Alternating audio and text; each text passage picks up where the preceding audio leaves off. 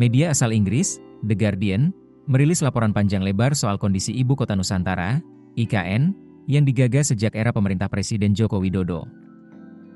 Dalam artikel yang dipublikasikan pada Selasa, 29 Oktober 2025, Guardian menyoroti bagaimana muncul sebuah ide dari pemerintah Indonesia untuk membangun ibu kota di tengah-tengah hutan Kalimantan. Gedung-gedung pemerintahan dibangun dengan menelan anggaran sangat besar, misalnya Istana Negara yang dibangun dengan arsitektur mirip elang bersayap. Media ini menyoroti bagaimana kota ini dibangun sedemikian masif, namun masih belum digunakan sebagaimana mestinya. Di sepanjang deretan gedung-gedung baru yang futuristik, jalan-jalan raya di IKN sebagian besar kosong, kecuali beberapa tukang kebun dan wisatawan yang penasaran, tulis Guardian.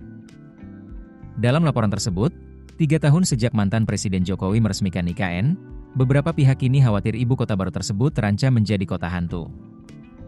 Kekhawatiran itu tak lepas dari pendanaan negara untuk proyek ibu kota baru yang berkurang lebih dari setengahnya, yakni dari 2 miliar pound sterling pada tahun 2024 menjadi 700 juta pound sterling pada tahun 2025. Tahun depan, 300 juta pound sterling telah dialokasikan, sepertiga dari yang diminta. Investasi swasta juga telah turun lebih dari 1 miliar pound sterling dari target, lanjut Guardian. Guardian juga menyoroti sikap Prabowo yang sama sekali belum pernah berkunjung ke IKN sejak dilantik sebagai orang nomor 1 di Indonesia. Bahkan, Prabowo dianggap diam-diam menurunkan status IKN dari ibu kota pemerintahan menjadi ibu kota politik pada bulan Mei lalu, meskipun keputusan tersebut baru diumumkan kepada publik pada bulan September. Pada tahun 2024, kepala dan wakil kepala badan yang mengawasi ibu kota mengundurkan diri. Sekitar 2.000 ASN dan 8.000 pekerja konstruksi saat ini tinggal di IKN, jauh dari target 1,2 juta penduduk pada tahun 2030. Masih mengutip Guardian, Herdian Syah Hamzah, pakar hukum dari Universitas Mula Warman di Kalimantan Timur, mengatakan bahwa proyek tersebut sudah menjadi kota hantu dan sebutan ibu kota politik yang baru tidak memiliki makna legal dalam hukum Indonesia. Ibu kota baru bukanlah prioritas bagi Prabowo. Secara politis, IKN ibarat hidup segan, mati pun tak mau, ungkap Hamzah. Guardian juga menyoroti soal dampak lingkungan serta masyarakat yang tinggal di sekitar IKN, dari mulai banjir, terpinggirkannya masyarakat adat, timbulnya polusi, hingga kerusakan ekologis. Meskipun para pejabat membela komitmen pemerintah, banyak pengamat di Indonesia mengatakan fokus Prabowo pada program lainnya, terutama program unggulannya, yaitu makan bergizi gratis, yang memakan anggarannya mencapai 335 triliun rupiah.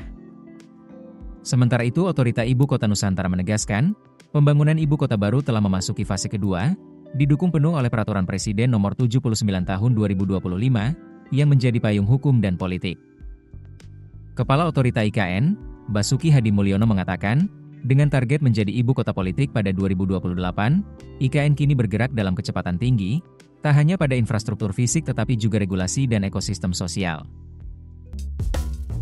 Keputusan bisnis terbaik datang dari data, bukan tebakan. Mudah berlangganan Business Insight dengan subscribe with Google.